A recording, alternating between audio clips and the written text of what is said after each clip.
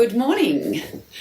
I'm continuing with this series on writing tips that I started a few weeks ago, and today I'm going to chat about querying agents and publishers. I'm mainly going to concentrate on the pitch or cover letter or query letter or whatever you want to call it. I think people call it a pitch if they're giving it verbally and a query letter if they're doing it in writing, but they're basically the same thing. So I'll be using the terms query and pitch interchangeably in this video.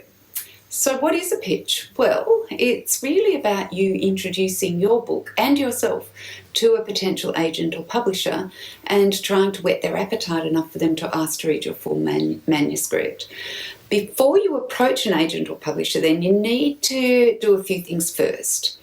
Firstly, make sure your manuscript is in the best possible shape you can get it in.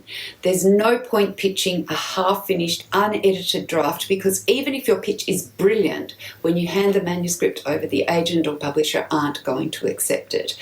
So make sure that you've edited it and that you've got it as good as you can. Give it to others to read as well, like your writing group, beta readers, or even get it appraised. Listen to feedback, take it on board, redraft it more than once, and make sure that you've got it as good as you can.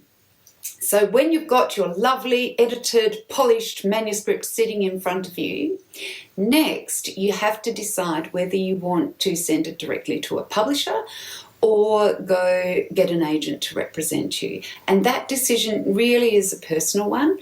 Some writers are happy to negotiate their own publishing contracts. Personally, I could think of nothing worse than talking legalities and royalties and advances and money, and I would much rather someone else do that on my behalf. I pay them for that, of course. They take a percentage of my royalties, but they also get me a better deal, so I figure that it's worth it.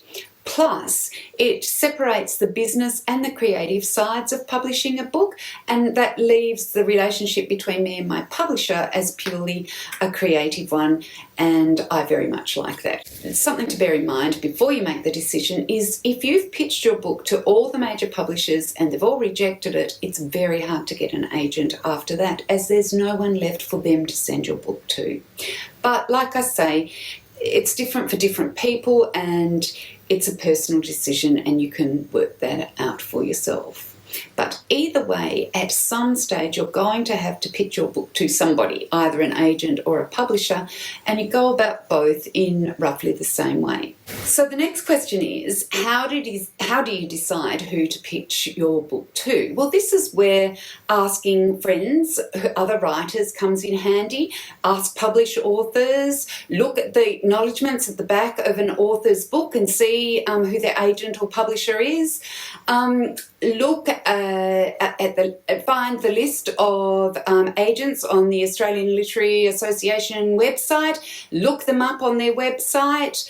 An increasingly popular way of pitching your book is through the Australian Society of Authors literary speed dating sessions that they hold online periodically every 3 or 4 months or so.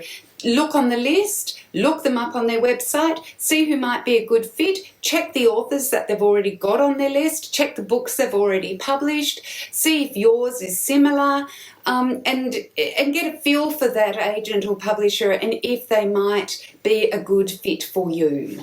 Now, I mentioned the ASA, the Australian Society of Authors speed dating sessions that they hold. That is an increasingly popular way of pitching to agents and publishers. Literary festivals sometimes have similar in-person sessions. Now, you get a list of agents or publishers and you book a slot with them. They are called speed dating sessions for a reason, because you literally get 3 minutes to pitch your book to them. So you have to have your pitch pretty polished by the time you get to sit down either via Zoom or in a chair in front of them. A couple of points to bear in mind is it's important to check the genres that an agent or publisher will accept, because not all will look at all genres. For example, not every agent will represent children's picture books or speculative fiction books or self-help books. Also check when they're open for submissions, because some aren't open all the time. They have months throughout the year where they close because they get too busy. And I'll just mention the slush pile and talk about that for a moment, because the slush pile are books that are sent to publishers unsolicited, as in by people who aren't represented by an agent. But most publishers have a day a month or a day a week where they will accept submissions from anyone, and you don't have to be represented by an agent. I know Allen and Unwin have the Friday pitch, and every Friday they're open for anyone to send a chapter of their book to them.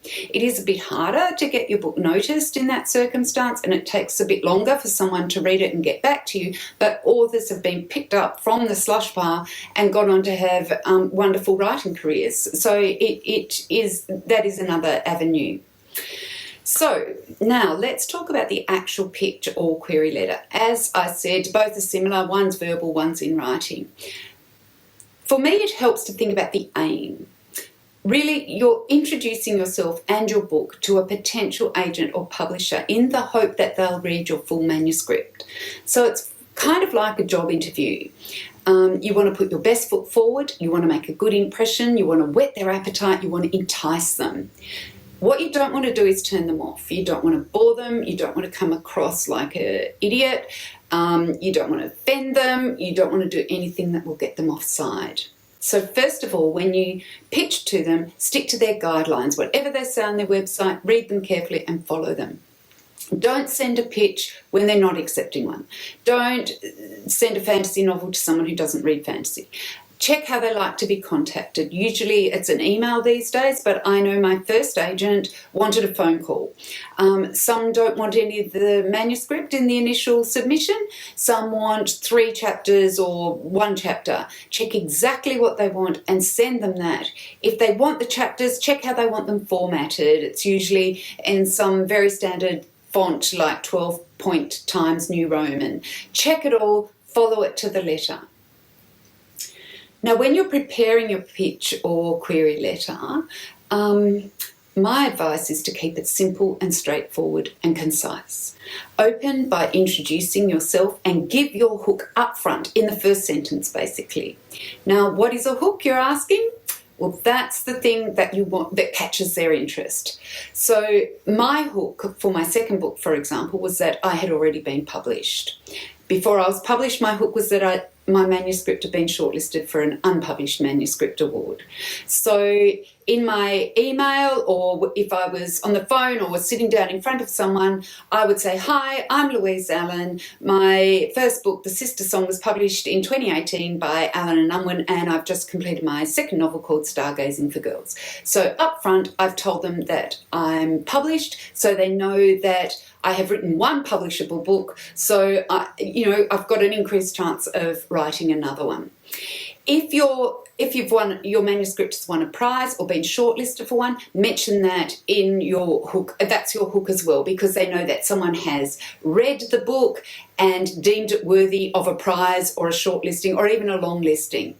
If you've won prizes for short story collections, or for short stories or essays published or things like that, mention all of that too, because straight away that tells them that you are a good writer and they know they're dealing with someone with potential. Once you've given them your hook, you go on to talk about your book. So if you're emailing, this would be your second paragraph. If you're sitting down talking with someone, it's almost your second sentence. So you give them a very brief synopsis, and I mean very brief. I mean a couple of sentences. If you're speaking, you need to have all of this prepared beforehand and memorised, basically. You want to give them a concise summary of your story. You want to entice them, which I know sounds easier said than done.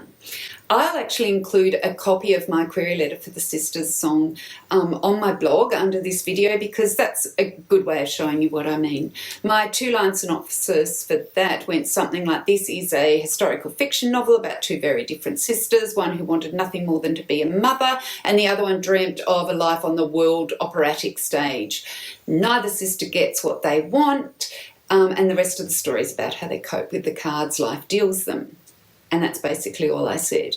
And that was my second paragraph. Then you move on to tell them a little bit more about your book, like your word count, what genre it is, any comparable titles, the audience that your book would appeal to. I personally find comparable titles very tricky because my book's never the same as anybody else's, and I also wonder what that author would think if they knew that me, tiny little author that I am, was comparing my novel to their great one. Nevertheless, they'll never find out, and agents and publishers always want it so that they know what they're going to be picking up and if they're looking for that sort of thing. So don't be humble when you're comparing your book. You're not saying you're as good as that author. You're just saying this is a comparable title. If it's a verbal pitch, you need to be prepared to launch into all of this as soon as you sit down. My first agent preferred a phone call, so I rehearsed mine in front of the mirror so much that I had it memorised. And as I made the phone call, and as soon as she picked up the phone, I started speaking, and I basically didn't stop until she interrupted me with a question. I also had answers prepared to potential questions, like my 2-sentence synopsis, a couple of comparable titles, and as soon as she asked those questions, I had my concise answers all set to go. My last tip, and this goes without saying, and I'm sure you all know it anyway, is that just be polite. And finally, try to be yourself as much as you can, which I know is really hard when you're nervous.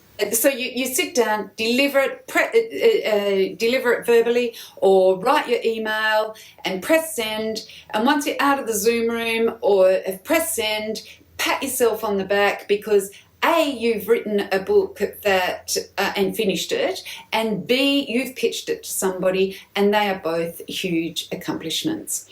Like I said, I will share my cover letter for the Sister Song on my blog underneath this video. You'll see that it's very simple and straightforward because that's the type of person I am. I'm pretty boring. But if you want to, it's not the only way to do it. There are a million ways to do it. And if you're more a quirky personality and you want to show some of your character in your pitch, then by all means go ahead and do it. If we were in a workshop right now, I'd get you to write your pitch and write a couple of comparable titles and write a 2-sentence synopsis of your book. If you want to go and do that and send it to me, and I can let you know what I think of it if you'd like that too. If you have any questions about writing or things that you'd like to know more about, I have a few ideas that I'm going to make some videos about, but I can also answer your questions as well. So please feel free to let me know. And until next time, I'll say goodbye.